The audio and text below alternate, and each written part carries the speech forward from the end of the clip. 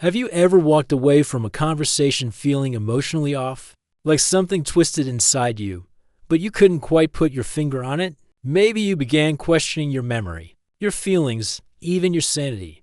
That's often the quiet signature of emotional manipulation. It doesn't always arrive waving red flags. In fact, it's usually subtle, wrapped in guilt, charm, confusion, and control. And by the time you notice, you're unsure where your own thoughts end and someone else's begin. This episode isn't just about spotting manipulators. It's about what happens inside you when someone starts rewriting your reality. Because the most dangerous part isn't always the person pulling the strings, it's the inner traps. Your mindsets along the way, self-doubt, cognitive dissonance, and a fractured identity. We'll break down how emotional manipulation works, why it's so effective, and what it does to your internal world. You'll learn how to recognize it early, avoid psychological pitfalls, and most importantly, rebuild a sense of self that no one can shake. Whether you're healing from manipulation or trying to prevent it, this episode offers clarity, tools, and deeper self-awareness. Because protection isn't just about seeing them clearly, it's about seeing yourself, even when the world tries to blur that view. Emotional manipulation is a form of psychological control, where someone uses your feelings to gain power, often without your full awareness. And like overt abuse, it wears a mask of affection, concern, or logic. It doesn't shout, it whispers. At its core, it targets your empathy, fears, and your need to be liked, understood, or accepted. A manipulator doesn't force you, they get you to question yourself until you do the work for them. Tactics include gaslighting, making you doubt your memory or perception. Statements like "that never happened" or "you're too sensitive" leave you spinning. Guilt tripping weaponizes your kindness to force compliance. Love bombing floods you with praise or gifts only to pull away once you're hooked. The silent treatment withdraws affection, making you desperate to reconnect. And projection? That's when they accuse you of what they're guilty of, leaving you confused and defensive. What makes this so disorienting is that it often feels like care. They say they're just helping. They seem concerned. That's why the damage often runs deep, because you care. You try to be fair. And they use that compassion to shift your sense of reality until you rate the one feeling selfish or unstable. Recognition starts with awareness. Once you see the patterns, you stop reacting and start observing. That's the first step to breaking free. To truly understand emotional manipulation, we have to look inward. Manipulators don't create our vulnerabilities, they exploit the ones already there. We're wired for connection. From childhood, our survival depended on being accepted by family, tribe, community. That wiring doesn't vanish in adulthood. We still crave love, safety, and belonging.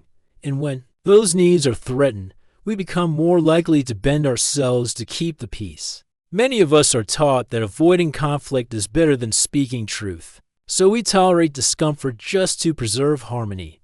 Manipulators pick up on this. They use it to shift boundaries quietly and without resistance.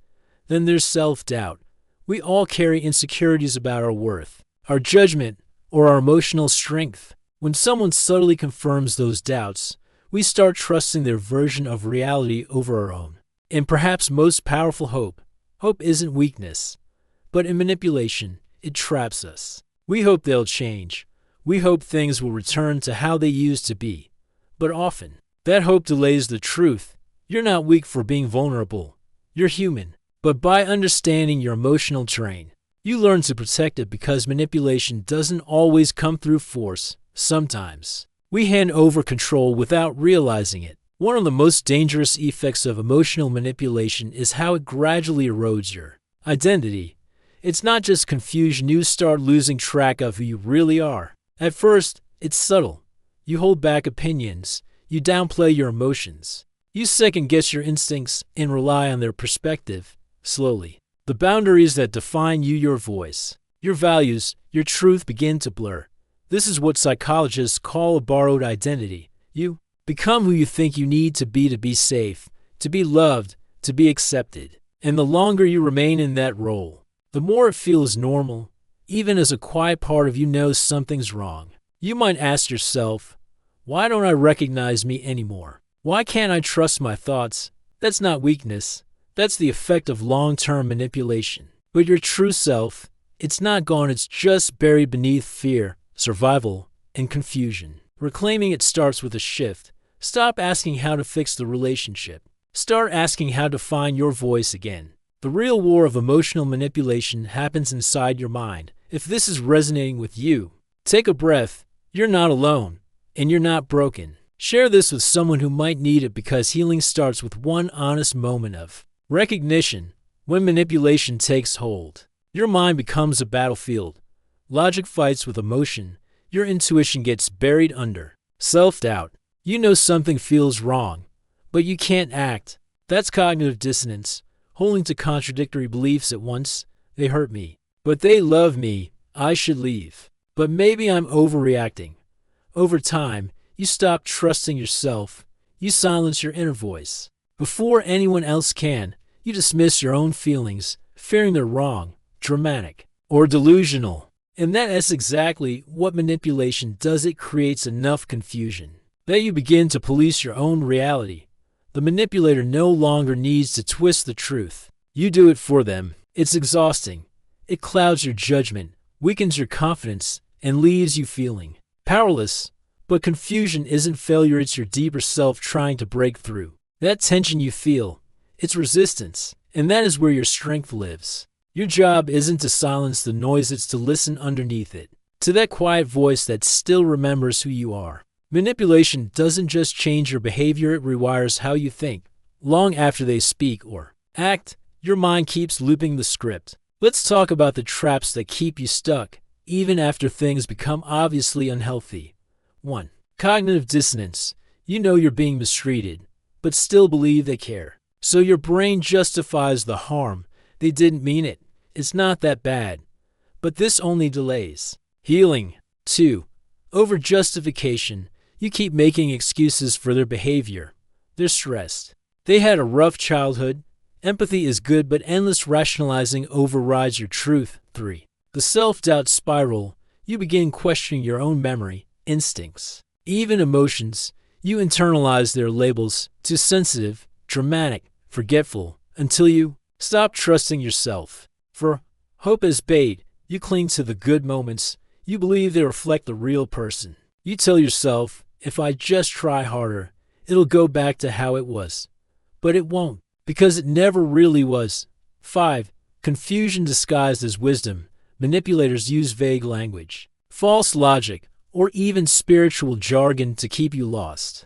You assume your confusion means you're not getting it, but the confusion is the tool. Every journey out begins with one clear moment, a shift from confusion to recognition. You stop focusing on isolated incidents and start seeing patterns.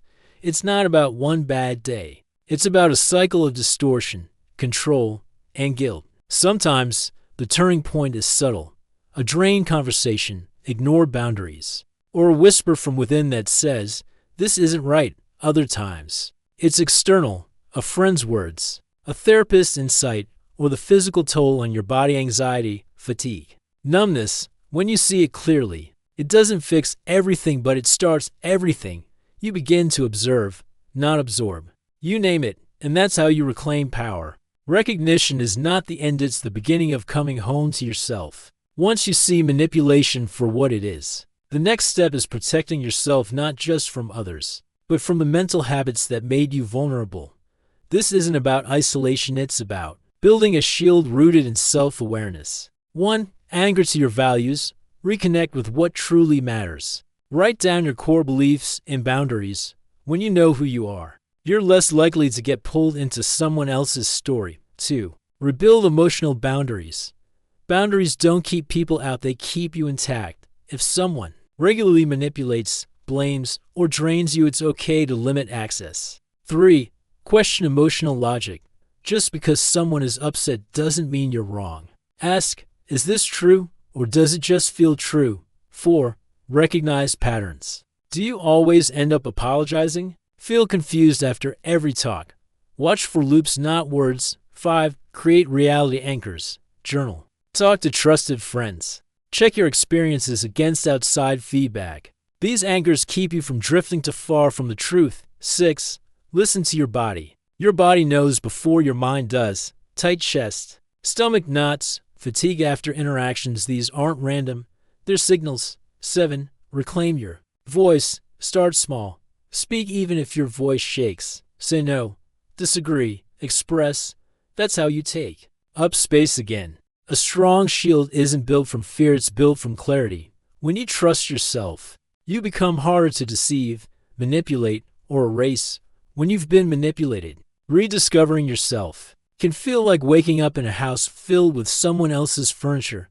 The walls reflect their version of you, not yours. You start to wonder, did I ever choose this? Even basic choices, what to wear, what to eat, what to say, feel loaded with invisible pressure. You question your own preferences. You hear their voice in your head instead of yours. This is the identity crisis manipulation leaves behind, not a dramatic loss, but a quiet unraveling. But you're not gone. You've just been edited for too long. And now, you're reintroducing yourself to yourself. Identity isn't a fixed label.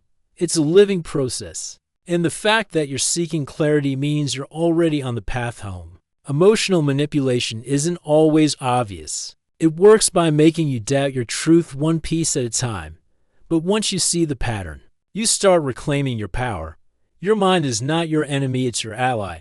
You're not broken. You're rebuilding. With awareness, boundaries, and trust in yourself, you become shielded not just from manipulators, but from the lies that made you small. You've always had the strength. Now, you have the tools to use it.